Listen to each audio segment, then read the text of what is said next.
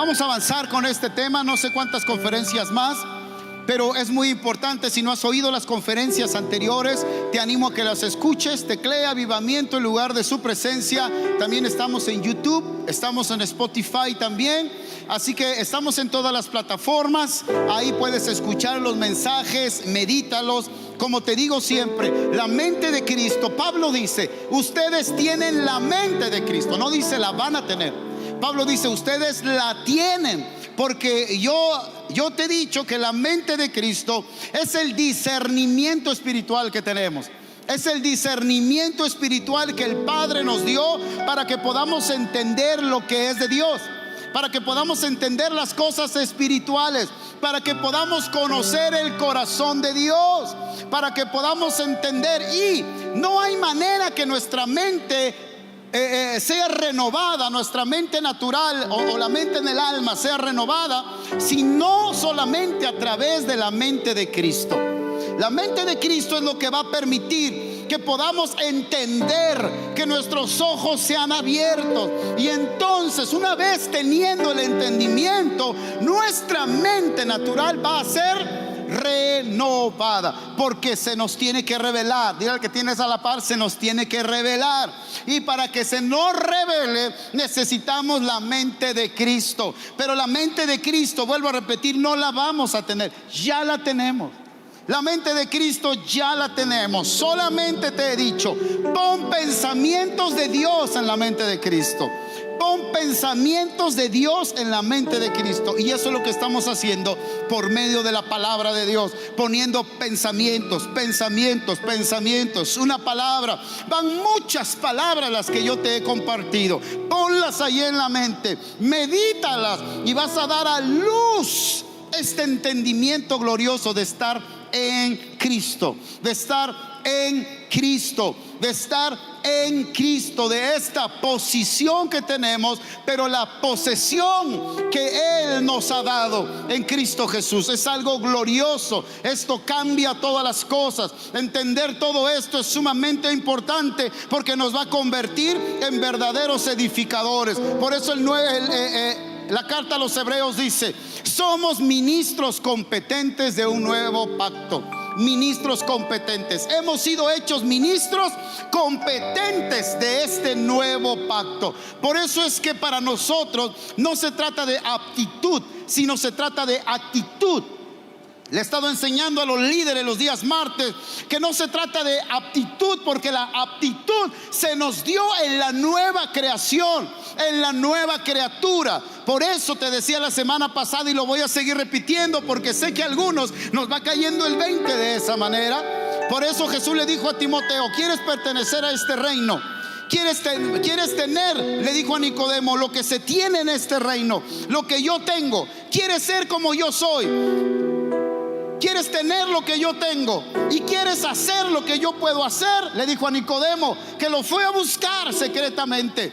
Y le dijo, tú tienes algo diferente a los escribas y a los fariseos. Y él le dijo, sí, es el reino. Le dijo el Señor, ¿quieres lo que yo tengo? Tienes que nacer de nuevo. En la nueva creación se nos dio todas las cosas. De eso ya lo hemos hablado. Busca la conferencia y escúchala. Por eso es que se nos ha hecho ministros competentes. Pero necesitamos entender, necesitamos comprender para que podamos funcionar y podamos operar en esta nueva creación. Operar en esta nueva creación. Y de eso es de lo que estamos hablando, que tiene que ver con el propósito eterno de Dios. Toda esta nueva creación. Yo te decía la semana pasada, el plan original no fue restaurarnos a la manera de Adán, a la forma de Adán. No, el plan original desde antes de la fundación del mundo, desde antes de que el hombre pecara, era hacernos como Cristo. Era hacernos como Cristo. Por eso nos llamamos cristianos. No tenemos una religión, tampoco una relación. Tenemos una persona, la persona de Cristo. Y esa persona de Cristo nos habita. ¿Alguien dice amén? El plan original no fue restaurarnos como Adán era, sino el plan original fue hacernos como el Hijo. fue hacernos semejantes al Hijo, y que pudiéramos nosotros crecer a la estatura del Hijo, que el Hijo se formara en nosotros, que esa vida zoe en nosotros, esa vida divina indestructible crezca, fluya en nosotros hasta expresar enteramente y plenamente al Hijo, hasta expresar como el Hijo es, las obras del Hijo, los pensamientos del Hijo, el carácter del Hijo. Alguien dice amén. Eso significa ser cristianos, es ser como el Hijo es, obrar como el Hijo obró, expresar el amor, la gracia y el favor del Cristo resucitado, pero que se convirtió en el Cristo impartido y mora dentro de nosotros. Porque nada de esto lo vamos a poder hacer nosotros en nuestras propias obras. No importa, hagas lo que hagas, si la vida del Hijo no opera dentro de nosotros, no fluye dentro de nosotros, nunca seremos como el Hijo. Quizás nos convertiremos en imitadores. Y qué interesante es eso. Porque hay muchos que son, decimos nosotros, son religiosos profesionales. Son religiosos profesionales. Qué bonito canta, qué bonito ora, qué bonito ayuna, pero no expresa nada de Cristo. No hay nada de Cristo en él.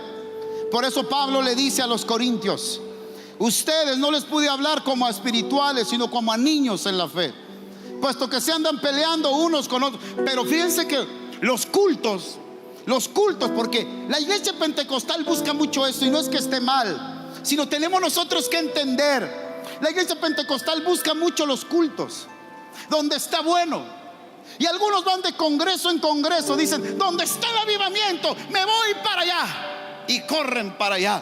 Y como que van buscando a todos lados, porque eso le gusta. Los cultos en la iglesia en Corinto se ponían buenos, buenísimos. Los dones fluían, profetizaban, hablaban en lenguas.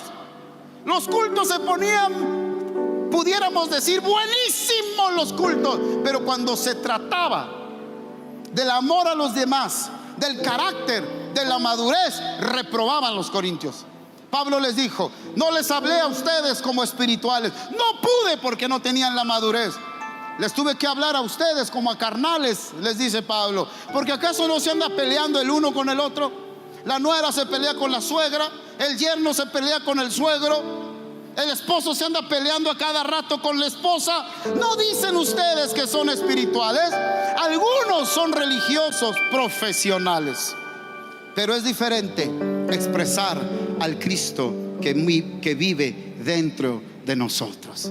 Es diferente cuando los hijos de Dios hemos entendido que estamos en Cristo. La vida de Cristo nos habita, y en esa comunión orgánica con Él, en esa intimidad orgánica con Él, Cristo se va formando en nosotros. El carácter de Cristo se va formando en nosotros. La mente de Cristo va creciendo en nosotros, va transformando nuestra mente natural. Y entonces, como dice Pablo, ya no vivo yo.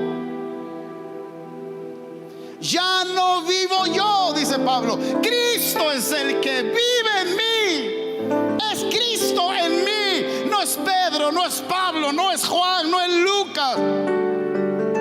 Es Cristo en nosotros. Es Cristo en mí, el carácter de Cristo. Cristo se está formando en mí. Por eso la semana pasada hablamos de la madurez. Digo conmigo, madurez. Es un tema que casi no se habla en la iglesia, pero necesitamos entender que si somos verdaderamente hijos, el Padre nos va a llevar a una madurez. Porque si no nos lleva a la madurez, no podemos recibir la herencia que Él nos ha entregado ya. No podemos cumplir la asignación que Él nos ha entregado si no tenemos madurez. Por eso yo les decía, la madurez es la gestión que nosotros hacemos para pasar de la posición a la posesión. Lo repito, ¿qué es la madurez? A la iglesia pentecostal quiere todo fácil. Nosotros somos pentecostales y a mucha honra. ¿Cuánto le dan gracias a Dios por ser pentecostales? Y damos apláudele fuerte al Señor. No vaya a ser que tú seas mormón. Gracias a Dios que somos pentecostales. He sido pentecostal toda mi vida. Dormía debajo de una banca de una iglesia de Asambleas de Dios, de una iglesia pentecostal. Crecí teológicamente en la iglesia reformada. Ahí estudié, ahí me preparé. Pero hasta el día de hoy yo digo gracias a Dios porque soy pentecostal y porque podemos disfrutar de esa vida del Espíritu maravillosa, gloriosa. A mí me encanta que el Espíritu me toque, me encanta que el Espíritu se mueva, me encanta orar en lenguas y descubrir toda esa vida, esa ley del Espíritu de vida que está en nosotros. Pero qué importante es que entendamos que necesitamos crecer e ir a la madurez. Di conmigo madurez. Lo vuelvo a repetir. Madurez es la gestión que nosotros hacemos para que podamos en el reino pasar de la posición a la posesión. Lo repito, grábate esto y medítalo. Ahí te va otro pensamiento para la mente de Cristo que mora en ti. Medítalo, porque nuestra conciencia debe tener fruto de que somos hijos de Dios y de que tenemos que caminar en una madurez. Por eso es que la semana pasada lo vimos desde otra perspectiva, porque las pruebas, las tribulaciones que pasan, ¿quiénes dijimos? Todos. Pedro dice: en todo el mundo los que son hijos están siendo llevados a la madurez. Claro, cuando no entendemos, no nos gusta, dice Pablo, y leímos que nuestros padres terrenales nos disciplinen. No nos gusta la disciplina. No nos gusta que nos digan recoge eso. No nos gusta que nos digan ordena eso. No nos gusta que nos digan no sales ahora. No nos gusta que nos digan te enfocas en esto y haces esto. No nos gusta eso. Cuando somos adolescentes, cuando somos niños, no lo entendemos. Queremos hacer cosas de niños. Pero si queremos siempre hacer cosas de niños y no dejamos que el Espíritu Santo nos lleve a la madurez, nunca haremos cosas de adultos. Nunca cumpliremos el plan y propósito de Dios. Y Dios no puede ministrar a una iglesia que es niña, que es inmadura, las cosas eternas que Él preparó para nosotros. ¿Alguien dice amén? Madurez. Los problemas que decimos nosotros, las pruebas que decimos nosotros, las tentaciones, el fuego de la prueba, todo eso Dios lo usa para madurarnos. No nos ha sobrevenido una tentación que no sea humana, pues fiel es Dios que juntamente con la tentación nos da la salida, porque Él lo preparó. Él preparó la tentación. Tentación es igual que prueba. Él preparó la prueba. Él preparó el fuego de la prueba. Él preparó a los enemigos eternamente. Él preparó a los gigantes. Yo te decía la semana pasada, los enemigos nos fortalecen, los gigantes nos promocionan y los reyes forman nuestro carácter. Eso le pasó a David. Lo repito, los enemigos nos forman, nos fortalecen, nos meten a un desarrollo de nuestros músculos, de nuestros sentidos espirituales. Los gigantes, como a David, los gigantes nos promocionan, nos colocan en el lugar que Dios ha preparado para nosotros. Dios va a usar a los gigantes. Y después vino el rey, el mismo suegro de David, que lo persiguió 17 años, porque los reyes son preparados, los principados, los príncipes son preparados para formar nuestro carácter y para que podamos ir a la plenitud del propósito eterno de Dios para nuestras vidas. ¿Alguien dice amén? No encuentro una manera más sencilla de poder decirte esto. Pero si estás en una prueba, dale gracias a Dios. Con razón el apóstol Santiago lo veía desde otra perspectiva. Y el apóstol Santiago dijo: ten sumo gozo cuando te halles en medio de pruebas. ¿Y qué es lo primero que el cristiano hace cuando tiene una prueba? Chilla. ¿Qué hace? Te lo voy a decir así de manera coloquial: chilla. Y no está mal. Pero ahora que lo entendemos, sabemos que en la prueba debemos de tener gozo. ¿Por qué? Porque Dios nos está llevando a la madurez. Si el hijo entendiera, yo recuerdo el reclamo de una persona que le dijo a un papá: ¿por qué no me obligaste a hacer esto? forzaste a hacer lo otro? Papá, ¿por qué no me obligaste a estudiar? Hay padres que le dice al hijo: ya no quiero estudiar. Ay, sí, hijo, pues entonces así quédate. No, tiene que estudiar. ¿Qué tiene que hacer? Tiene que estudiar. Y si está llorando estudiando, no me interesa, estudia, punto. Te odio, papá, no quiero que... No me importa. No me interesa. Así me decía mi hijo: te odio, me decía, porque estaba chiquito y no quería estudiar. Póngase a hacer su tarea. Te voy a decir una vez cómo vas a hacer la tarea. Ya te dije, no, es que no le entiendo. No, lo tuyo es flojera. Te me sientas ahí y no te paras a jugar. Te odio, papá. No me importa, le decía yo. Ya no te amo, tampoco me interesa. Lo que me interesa es que hagas tu tarea, punto, se acabó. Porque no quiero que cuando seas grande vengas conmigo y me reclames y me digas que por qué no te discipliné. ¿Me entiende? ¿Por qué no? Fui firme y te dije: haces lo que debes de hacer, porque es para tu bien. Hoy no lo entiendes, pero mañana lo entenderás. Y me vas a dar las gracias por lo que estoy haciendo por ti, porque esa es mi responsabilidad como padre. Por eso dice Pablo: si eres verdaderamente hijo, vas a tomar la disciplina, la instrucción del padre. Pero si no eres verdaderamente hijo, no la vas a tomar. Entonces las pruebas, la madurez, por eso yo les he dicho, Santiago dice: ten mucho gozo. Pedro dice: soporta la prueba. Pablo dice: esta leve y momentánea tribulación van a provocar en ti un peso de gloria mayor. Y cuando salga vas a estar fortalecido, robustecido, con un entendimiento diferente, con una madurez en tus sentidos espirituales y emocionales también. Y nadie te va a parar. Nada te va a poder hacer frente. Vas a pasar, vas a avanzar, vas a conquistar, porque eres un hombre y una mujer completa, completo como Cristo Jesús. ¿Alguien dice amén? Oh, ese amén estuvo muy chiquito. ¿Alguien dice amén? Dale un aplauso fuerte al Rey de Reyes.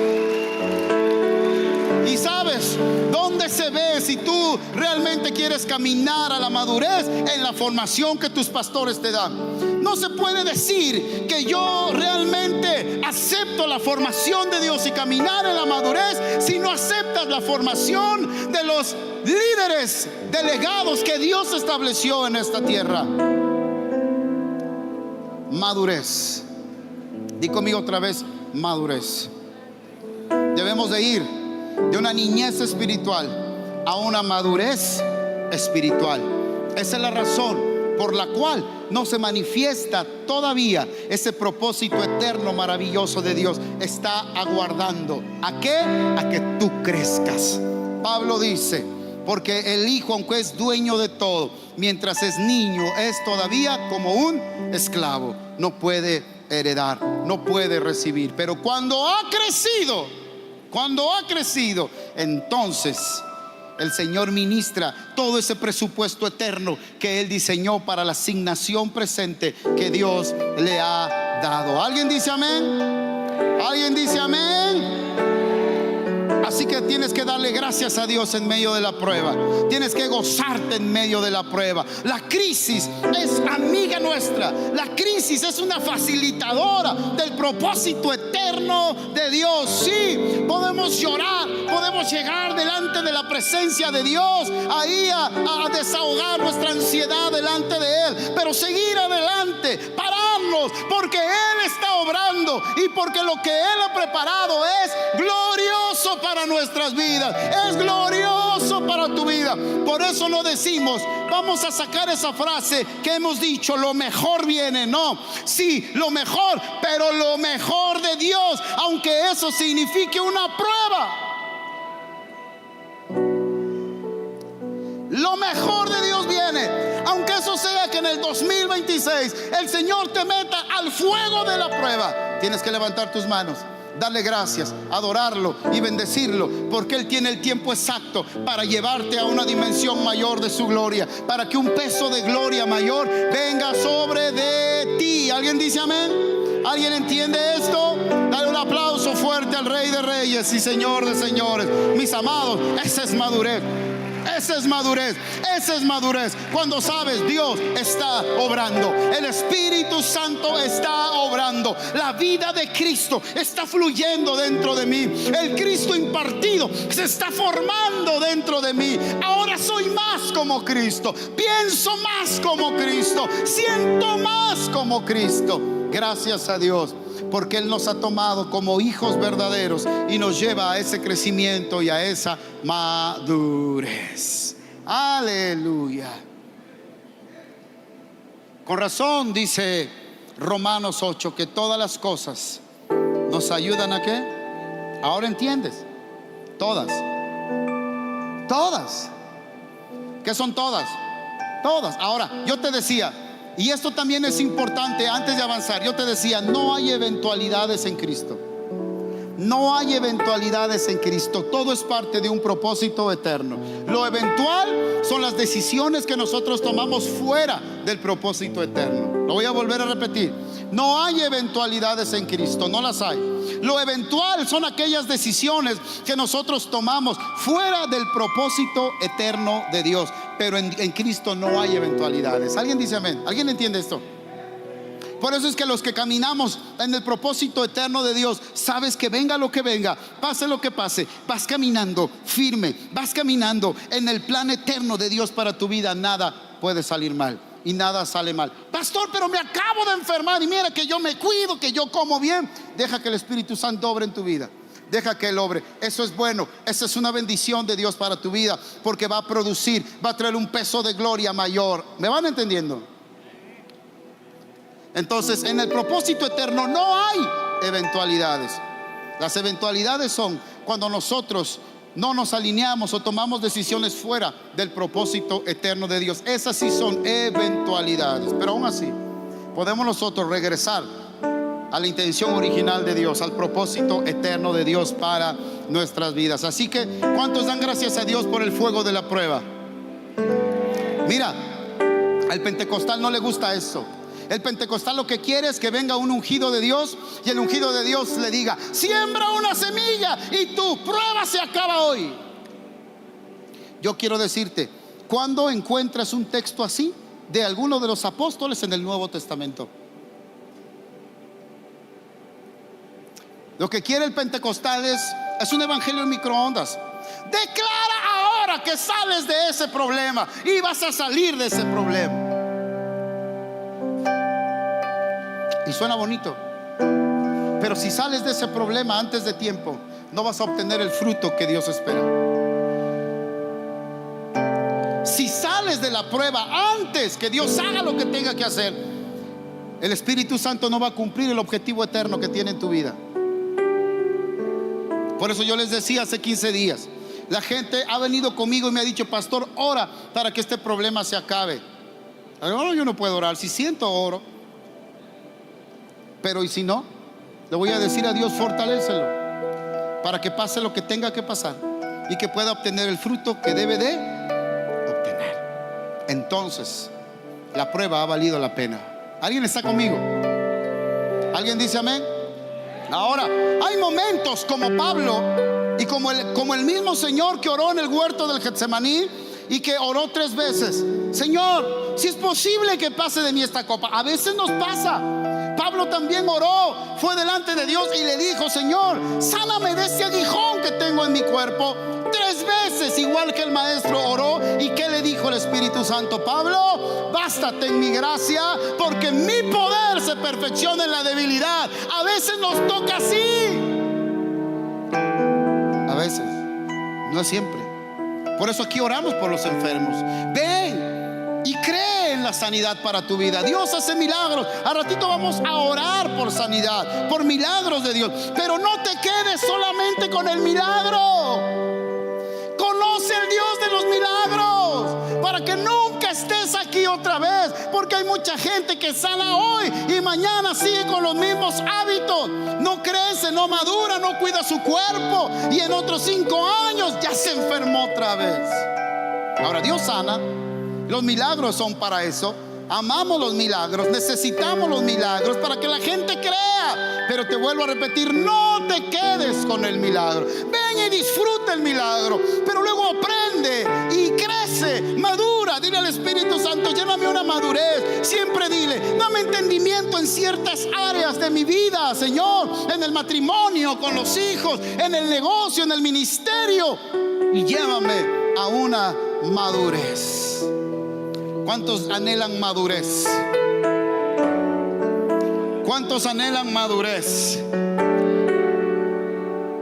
Perdónenme por la palabra que les voy a decir, pero no le saque.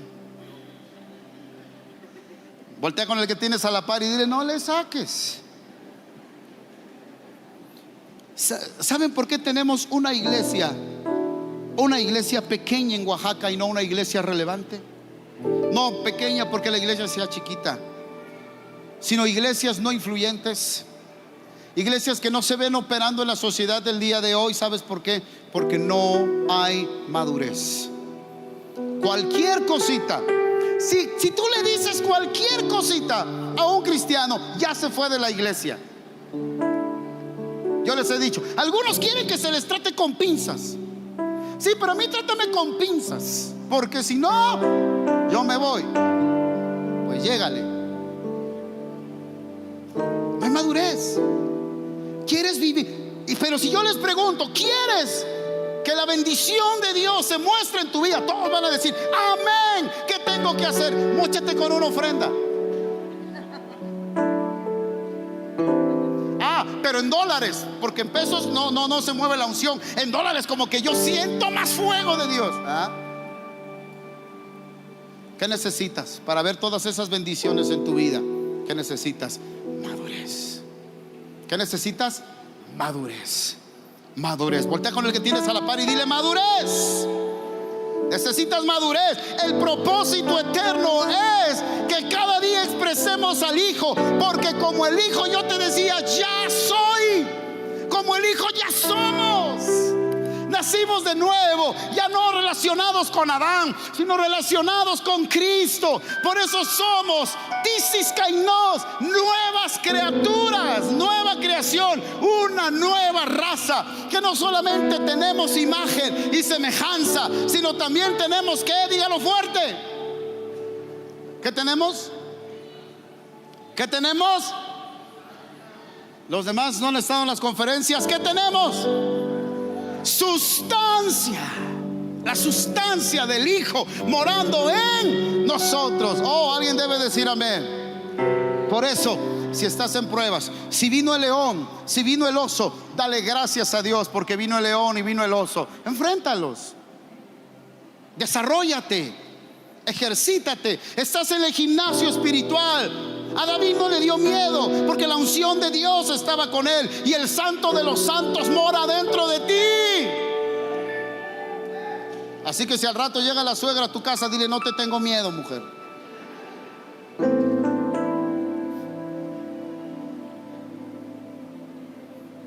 David no tuvo miedo.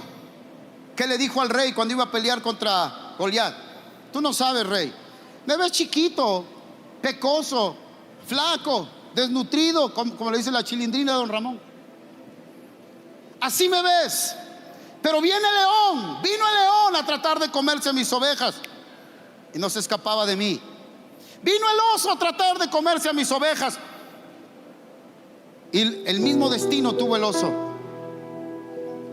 Quizá los enemigos te están rondando.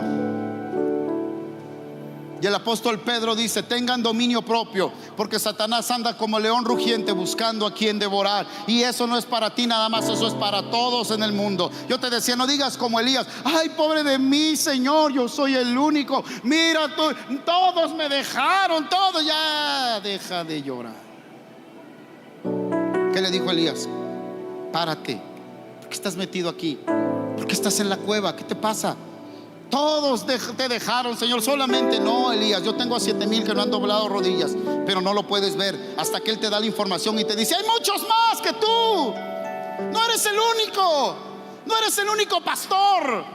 No eres el único líder. Hay muchos más que están siendo probados, que están pasando por el fuego de la prueba, que están llevados a un crecimiento, que el propósito de Dios está operando en ellos. No eres el único. Dios se ha reservado un pueblo glorioso para este tiempo y para esta hora. Un pueblo que lo conoce, un pueblo que lo conoce, un pueblo que no va a dejar su posición, un pueblo que no va a dejar el ministerio, un líder que va a estar parado ahí avanzando.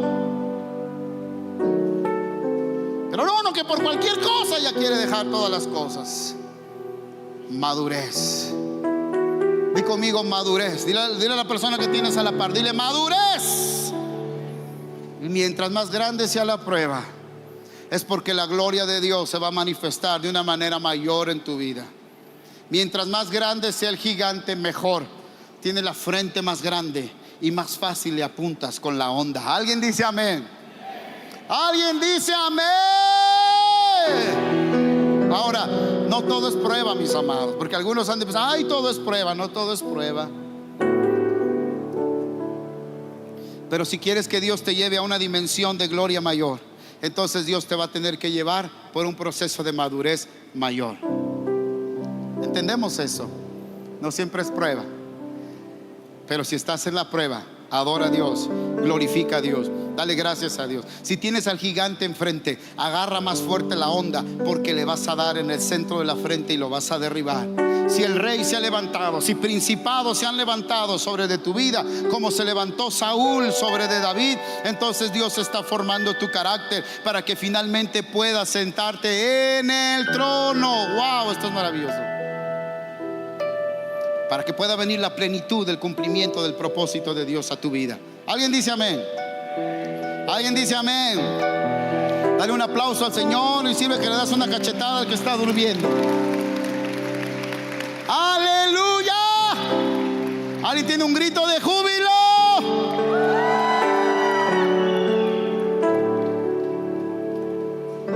Ahora, precisamente el propósito eterno, una de las razones fue para que pudiéramos nosotros ser como Cristo, pudiéramos nosotros expresar a Cristo, y para que Cristo en nosotros sea la esperanza de gloria a esta generación. Pero también es para que nosotros podamos cumplir nuestra asignación. Acuérdate, fuimos salvos para qué? Para ser como Cristo. Ese es el final, el fin de la salvación en el propósito eterno. Fuimos salvos para qué? Para cumplir con la asignación que se nos ha dado. Porque puedes ser salvo pero finalmente perder tu asignación. Y qué importante es la asignación, porque la asignación, dijimos, trasciende la eternidad y nos hace ser edificadores competentes en este tiempo. Pero fuimos salvos también ¿para qué? Fuimos salvos para expresar la santidad de Dios. Fuimos salvos ¿para qué? Para expresar la santidad de Dios. Y aquí quiero que leamos un pasaje, por favor, antes de que podamos seguir con estas conferencias. Y quiero que vayamos a Gálatas capítulo 5 verso 13 y Primera de Pedro capítulo 2 verso 15. Primera de Pedro 5:13, Gálatas 5:13. ¿Alguien está aprendiendo algo esta tarde? ¿Alguien está aprendiendo algo esta tarde? Escucha, mira lo que dice. Todo esto, la gracia de Dios, el perdón de Dios, la justificación, la nueva criatura, la gracia y el favor de Dios. Fíjate lo que dice. Pues ustedes, mis hermanos, han sido llamados a vivir en ¿qué? Fuerte. Han sido llamados a vivir en ¿qué? Fuerte. ¿En qué? En libertad. Mira lo que dice más adelante. Pero no usen esa libertad para satisfacer los deseos de la naturaleza pecaminosa. Y sigue diciendo: al contrario, usen la libertad para servirse unos a otros por amor. Para servirse unos a otros, ¿qué? Por amor. Ahora, quiero tratar este asunto de uno de los enemigos de los hijos de Dios, pero que decimos que es un enemigo, pero realmente no es un enemigo ya, ¿correcto? Y quiero hablarte del pecado. ¿De qué? Del pecado. La palabra en la Biblia es amartos o jamartos, amartía, que significa errar en el blanco. Eso significa errar en el blanco. La iglesia ha tenido un mal entendimiento de lo que es el pecado, porque el pecado no solamente es lo que hacemos, pecado es también lo que no hacemos. Pecado no solamente es lo que hacemos fuera de la voluntad de Dios, sino pecado también es lo que tenemos que hacer en Cristo y no lo hacemos. Pero eso no le llamamos pecado. Le llamamos pecado nada más aquello que está en contra de la voluntad de Dios, pero no le llamamos pecado aquellas omisiones que nosotros hacemos. Aquel que no está cumpliendo con la asignación que Dios le ha dado está en pecado. Ay, dile al que tienes allá a la par. Entonces, ¿qué hizo Dios con el pecado? Vamos a empezar hoy y terminamos en la siguiente conferencia. ¿Qué hizo? Dijimos, para que podamos entender y vayamos en orden. ¿Cómo le hizo un Dios santo, santo, santo? No solamente para tener una comunión con nosotros, sino para habitar en nosotros. ¿Se acuerdan? Ningún atributo de Dios podemos decir que es santo, santo, santo. No dice poderoso, poderoso, poderoso. No dice soberano, soberano, soberano. ¿Qué dice? Santo, santo, santo.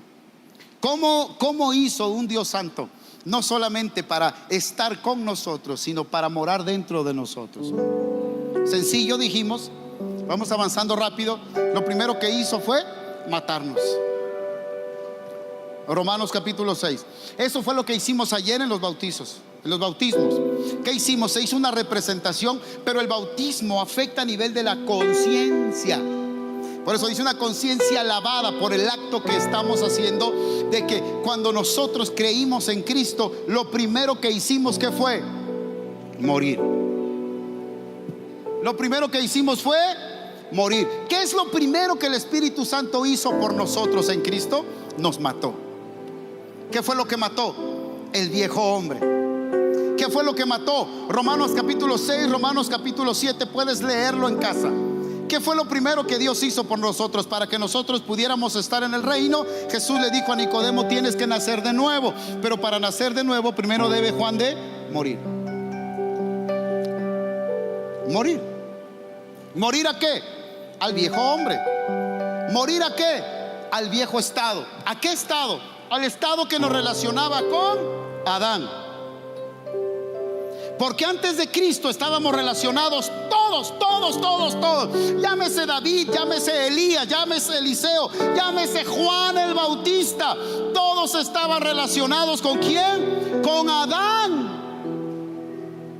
Todos tenían una naturaleza corrupta, caída, eran esclavos al pecado. Y por la gracia de Dios, Dios los llamó y los sostuvo.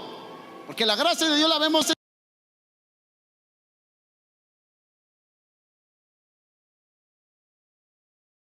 el Testamento. ¿Por qué? Porque no estaban en Cristo. Entonces Jesús le dice a Nicodemo: ¿quieres entrar en este reino? ¿Quieres este nuevo estado para tu vida? Tienes que nacer de nuevo. Y para nacer de nuevo, primero tenemos que morir. ¿Qué es lo que el Espíritu Santo hace por nosotros? En primer lugar, nos mata. ¿Qué hace? Nos mata. Para que toda la vida pasada en la que estábamos relacionando con Adán muera. Y después de que Él nos mata y nos lleva, ¿a dónde llevan a los muertos? ¿Cómo se llama? ¿Dónde llevan a los muertos? No, antes. ¿Dónde? No. ¿A dónde llevan a los muertos? Ya se murió, ¿y a dónde los llevan antes de enterrarlos? No a velarlos. ¿A dónde los llevan? ¿Al anfiteatro? ¿A dónde lo llevan? a la morgue. Lo primero que el Espíritu Santo hace es que nos mata y nos lleva a la morgue. Ahorita lo vamos a ver. Hermanos, por favor, vayamos avanzando. Déjame pasar, por favor. Pero que podamos entender.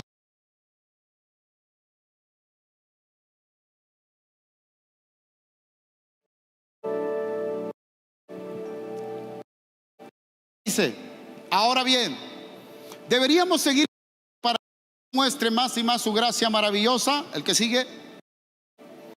Por supuesto que no. ¿Hemos qué? ¿Qué hemos? ¿Hemos qué? Muerto el pecado. ¿Qué? Muerto. Acuérdense de esta palabra. ¿Hemos qué? Muertos. Muertos. Muertos al pecado. Poder tiene.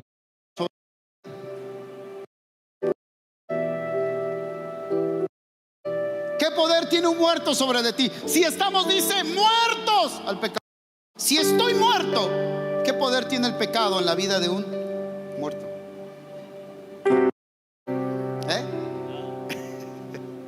Nada, ¿verdad? ¿Cómo te llamas? Juan. No, tu tocayo. ¿Tú eres Juan 1 o el Juan 2? ¿Qué poder tiene el pecado sobre alguien que está muerto? Nada. ¿Qué poder tenía el pecado sobre todos los hombres del Antiguo Testamento? Todo. Porque ellos estaban muertos. Ellos estaban vivos en ese sentido. ¿A quién? Al pecado. Eran esclavos del pecado. ¿Alguien entiende esto? Por eso es que dice Pablo, antes de Cristo no había justo ni aún nadie se podía considerar realmente un santo de Dios. ¿Vamos bien hasta ahí? Levante su mano. O algunos ya se empacharon. ¿Vamos bien hasta ahí? Tenemos que ver todo esto. Esto es importante. ¿Estamos leyendo? Por supuesto que no, nosotros hemos muerto al pecado. Entonces, ¿cómo es posible que sigamos viviendo en pecado? Parece contradictorio. Tenemos que entender. Porque yo les dije algo. Toda esta obra maravillosa se hizo. ¿Dónde la hizo? La nueva criatura, el nuevo nacimiento, el nuevo ser, la nueva raza. ¿Dónde se encuentra? Aquí. ¿En dónde? En el Espíritu. Por eso yo les decía, nunca vas a ser más santo de lo que eres ahora. ¿Cuántos son santos aquí? ¿Cuántos son santos aquí? Nunca serás más perfecto de lo que eres ahora. Nunca serás más santo de lo que ya eres ahora. Eres tan santo que aquí adentro se encuentra algo que en el Antiguo Testamento se llamaba el lugar santísimo, donde la gloria de Dios se aparecía en el Antiguo Testamento en medio de los querubines. Pues ahora ya no hay un lugar físico. Ahora dentro de nosotros está ese lugar santísimo donde mora toda la santidad y toda la deidad de Dios. ¿Alguien dice amén? Recuerda, nunca serás más santo de lo que eres. Nunca serás más perfecto de lo que eres ahora. Pregunto, ¿cuántos santos hay aquí? ¿Cuántos santos hay aquí? Entonces nunca vuelvas a decir jamás, ay, pobre de mí que soy un pobre pecador. No, tú eres santo, eres un hijo de Dios, eres una nueva creación. ¿Sabes cómo se llama eso? Identidad. Y nuestra conciencia tiene que tener la mente de Cristo, tiene que renovar nuestra mente natural para que todos los días que te levantes digas, yo soy un santo de Dios. Cristo vive en mí y el pecado no tiene nada en mi vida. Ok, seguimos leyendo. ¿O acaso olvidaron que fuimos unidos a Cristo en el bautismo? Nos unimos en Él, ¿en su qué? ¿En qué nos unimos con Él? En su muerte. Si Cristo murió, luego yo también morí cuando yo acepté la cruz y la obra de Cristo. Seguimos leyendo. Verso 4. Pues hemos muerto. ¿Qué? Pues hemos muerto y fuimos sepultados con Cristo. ¿A qué se refiere? Al viejo hombre. al cuerpo de pecado, a todo lo que nos relacionaba con Adán, aquel que era esclavo del pecado, aquel que estaba corrupto en nosotros. ¿Está qué dice? Muerto. Y no solamente muerto, sino está qué? Sepultado. Seguimos leyendo. Y tal como Cristo fue levantado de los muertos por el poder glorioso del Padre, ahora nosotros también podemos vivir en novedad de vida. Ahora nosotros podemos vivir una nueva vida. Di conmigo, nueva vida. Este es el contraste del Pablo en Romanos, del Pablo que está diciendo, el Pablo hombre sin Cristo, el Pablo religioso sin Cristo, que dice: pobre de mí, miserable de mí, porque hallo una ley en mis miembros, porque lo que no quiero hacer, eso es lo que hago, y descubro una ley en mis miembros, que estoy vendido al pecado y que no puedo hacer otra cosa más que pecar, porque soy esclavo al pecado, porque eso es sin Cristo. Y esa es la vida de un religioso también. Un religioso que trata de vivir en un estado de santidad por sus propias fuerzas. Porque Pablo era un religioso, fariseo de fariseos. Y dice Pablo: yo quiero hacerlo, pero no puedo. Es como aquel que dice: voy a ayunar para que mi carne se muera. La carne no se muere por el ayuno, mis amados. La carne ya está muerta. Yo te he dicho cuánto tiempo la iglesia ha perdido en practicar cosas que tienen que ver con nuestra comunión con Dios, que tienen que ver con nuestra intimidad con Dios. Porque tenemos que ayunar, claro, tenemos que ayunar. Y ya viene el ayuno, y es después de la engordada que nos vamos a dar en fin de año. Amamos el ayuno, pero el ayuno no es para torcerle el brazo a Dios y Dios haga cosas. No es tampoco para que en mi ayuno voy a matar mi carne. Te vas a matar de hambre. La carne, mis amados, tenemos que entender en primer lugar que está muerta ya. ¿Qué está? Y no solamente muerta, ¿qué está? Sepultada. Sepultada. ¿Alguien dice amén? ¿Alguien va entendiendo esto? ¿Alguien va entendiendo esto? Seguimos leyendo. ¿Qué dice? Y tal, dado que fuimos unidos a Él en su muerte, también seremos resucitados como Él. Dale un aplauso fuerte al Rey de Reyes y Señor de Señores. Entonces Pablo dice, y con esto voy terminando este día. Pablo dice: hay una ley en mis, una ley que me lleva a pecar, vendido al pecado. Lo que quiero hacer, eso no hago, dice Pablo. Y hasta ahí muchos hijos de Dios dicen: pues si hasta Pablo lo dijo, que lo que no quiere hacer, eso es lo que hacía. Mucha gente dice: pastor, yo no puedo dejar de pecar, tengo estos hábitos en mi vida que me dominan, qué difícil es la santidad. Yo no puedo ayunar 41 días como lo hizo fulano de tal. Y entonces muchos se dan por vencidos con la santidad y dicen: no se puede. Otros viven una doble moral, aparentando ser santos, pero por dentro consumidos por los deseos del pecado. ¿Alguien entiende esto? Una doble moral. Pero después me encanta lo que dice Pablo en el siguiente capítulo de Romanos. Pablo dice: pero ahora se ha manifestado una nueva ley. Wow. Y se nota en la narración de lo que Pablo está diciendo, como el mismo Pablo descansa y tira una piedra como del tamaño de la del Pípila, que va cargando sobre de sus hombros. Y eso yo te he dicho que le pasó a Martín Lutero, el monje inquieto de la Reforma, que no hallaba en los sacramentos de la Iglesia Católica, no hallaba en la confesión con el cura. Una y otra vez se iba a confesar, una y otra vez se iba a confesar, y nada más no quedaba limpio. Iba con el, ya dicen los historiadores que ya donde estaba Martín Lutero, el confesionario donde estaba Martín Lutero, ya estaban hartos de él, porque venía y se confesaba. y no sentía la paz, se sentía condenado todavía. Y luego volvía y se confesaba otra vez y se sentía condenado otra vez. Hacía ayunos, dice que casi se muere de hambre Martín Lutero. Casi se muere de hambre Martín Lutero por tantos ayunos que hacía como monje en el monasterio y no podía sentir la libertad. Seguía diciendo como Pablo: hallo una ley en mis miembros. Sí, la ley del Adán, la ley de Adán, la ley del pecado, la ley de la transgresión con el que nos relacionamos sin Cristo. No podemos escapar de ella a menos que la justicia de Cristo nos sea regalada a nosotros.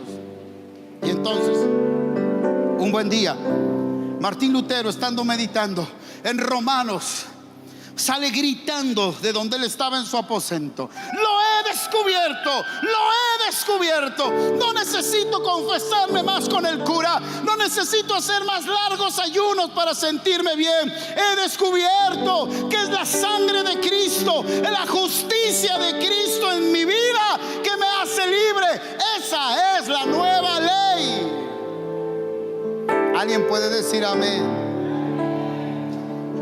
Por eso Romanos dice que ahora nosotros ya no tenemos una ley escrita en tablas de piedra. Yo les decía, porque antes todo se regulaba desde afuera, pero no había una perfección, hasta que Hebreos dice: con un solo sacrificio, el sacrificio de Cristo en la cruz del Calvario, hizo perfecto a los que ahora están siendo santificados. Nos hizo perfectos con un solo sacrificio, porque ahora la regulación de nuestra vida ya no está afuera. Ya no se trata de lo que yo hago, ahora se trata de lo que Cristo hace dentro de mí. Por eso incluso la Biblia dice que Él pone el querer como el hacer. ¿En quién? En nosotros, por su buena voluntad. Por eso es que la santidad yo no la produzco, porque la santidad que el hombre produce, las buenas obras, dice Pablo, son como trapos de inmundicia. Pero la santidad en mi vida, ¿quién la produce? El Espíritu Santo en mí. ¿Alguien dice amén? ¿Alguien va entendiendo esto? Dale un aplauso al Rey de Reyes y Señor de Señores. Ahora la regulación ya no está afuera.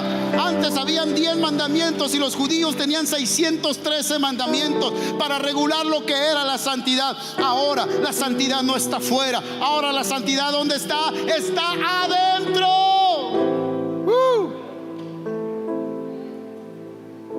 ¿Alguien dice amén? ¿Alguien dice amén? O todos dicen amén y no entienden nada.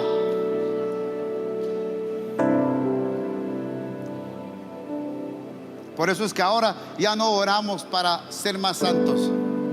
Ahora oramos porque somos santos y tenemos libre acceso a la presencia de Dios para disfrutar de Él.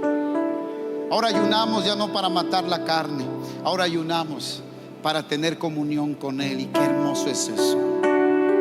Es saber que si de repente estás ayunando y dices: Dios mío, estoy viendo a Pedro, estoy viendo a Pablo. Porque hay algunos que comen como 10 veces al día y todavía le echan colación. Es que estás al mediodía y dices: mire, hay algunos que ayunan y se van a trabajar. ¿De qué sirve el ayuno? Si estás trabajando, dedícate al trabajo. Eso no quiere decir que no puedas ayunar, quiero que me entienda, porque ya viene el ayuno y vamos a comenzar el año de una manera maravillosa. Porque aunque somos perfectos y hemos sido hechos templos de la morada de Dios, nuestra alma está en santificación y aún fallamos. Si no, pregúntenle al apóstol Juan. Dice: si alguien dice que no tiene pecado, es mentiroso, porque aún fallamos. Porque es nuestra ¿qué? Nuestra alma. Tenemos que entender esto en nuestra mente, en nuestra conciencia. Y vamos a empezar el año de manera maravillosa. Dice Hebreos: despójense de todo peso que les asedia y corran la carrera que tienen por delante, porque los pesos y el pecado nos detienen del propósito de Dios. Vamos a confesar el año, vamos a empezar el año en arrepentimiento delante de Dios, disfrutando de la presencia de Dios, ayunando para oír su voz, para tener esa intimidad con Dios, orando. Tenemos oración 24 horas aquí y es algo maravilloso, es un tiempo maravilloso para poder tener esa comunión con Dios, pero para ponernos delante de Él. Porque si alguien ha fallado, dice la Biblia, abogado tenemos a Jesucristo el justo. Por eso, cuando Jesús les iba a lavar sus pies, llegó con Pedro. ¿Y qué hizo Pedro? Se pone de pie rápido y dice Pedro: a mí no me lavas nada. Y le dice Jesús: cállate, Pedro, porque si no te lavo, no tendrás parte conmigo. Entonces Pedro le dice: entonces báñame, le dice, ¿verdad? Esa es la versión Reina Valedora. No, Reina Valera. Pues entonces báñame todo. Y Jesús le dice: no, Pedro, no entiendes. Ustedes ya han sido limpiados por mí en Cristo. Solamente te tengo que lavar los pies, porque a veces los pies se empolvan. Pero abogado tenemos delante de Dios a Jesucristo el justo. ¿Alguien entiende esto? Dale un aplauso al Rey de Reyes y Señor de Señores. Por eso yo te he dicho que el Hijo de Dios no puede decir: ay, no puedo dejar de pecar. No es cierto, no quieres por eso, o no entiendes, pero aquí lo vamos a entender, porque Él nos ha hecho libres. Estamos muertos al pecado, muertos en relación con Adán, pero hemos sido resucitados en relación y en unidad perfecta con el segundo Adán, puro, limpio, sin mancha y hecho espíritu vivificado. Dale un aplauso al Señor y ponte de pie. Aleluya.